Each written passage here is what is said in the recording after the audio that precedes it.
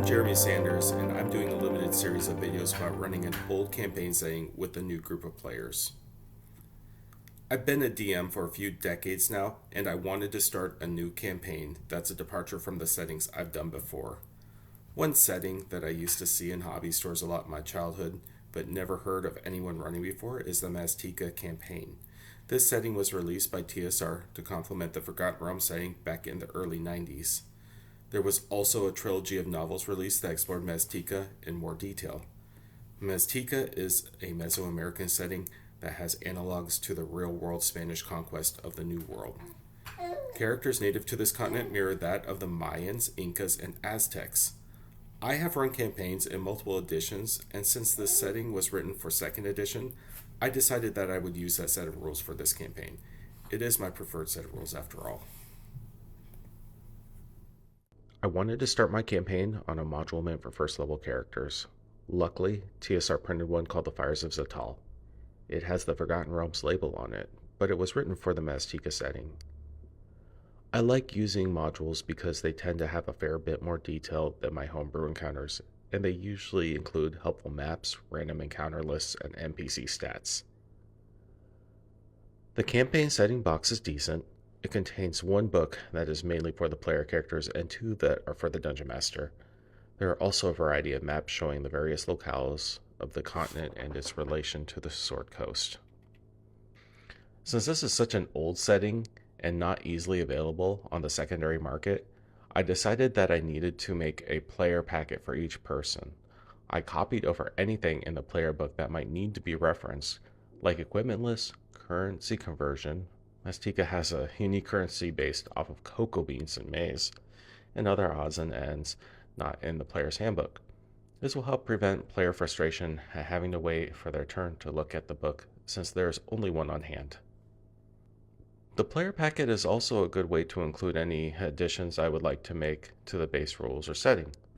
One example being that I felt that Maztica was too human-centric, and I wanted to have an advanced lizard-like race more similar to the one in the Warhammer version of Lizardmen than the Lizardmen out of the Monsters Manual. I did see that the Maztica setting PDF was available on DriveThru RPG.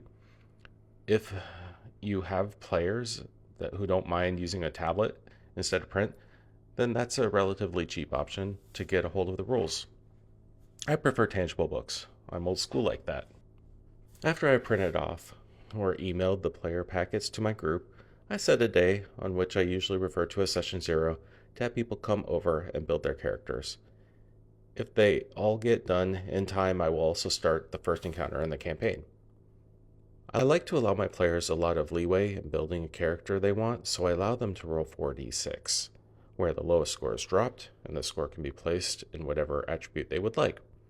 Furthermore, they can also reduce a score by 2 points to increase another score by 1 point.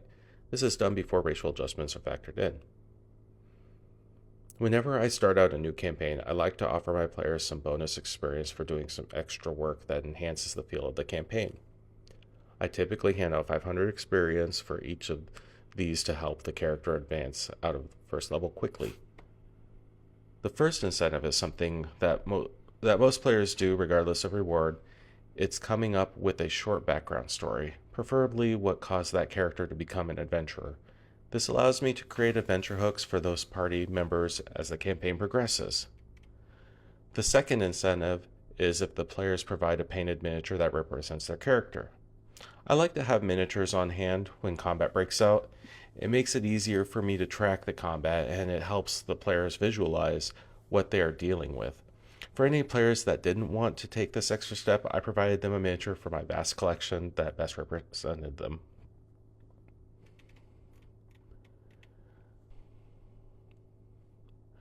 Like I mentioned before, in Session 0, if we have enough time after everyone's characters are made, I like to get a short start on the actual reason my friends have taken time out of their schedules to sit down and play a game.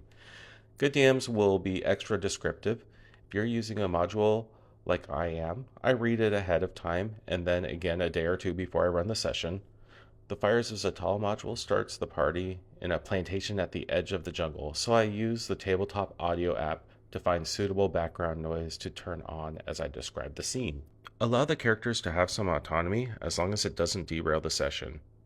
I try to limit the amount of no's that I tell my players. For example, if they want to buy an elephant in the marketplace and none exist on the continent, then I let them know that it will cost them a lot of money and it may require a side adventure to acquire. I only scratched the surface so far on how I run my campaigns. As of filming this video, my campaign has already begun in earnest, and I plan on talking about pacing a campaign in my next video. I wish you success in your next session.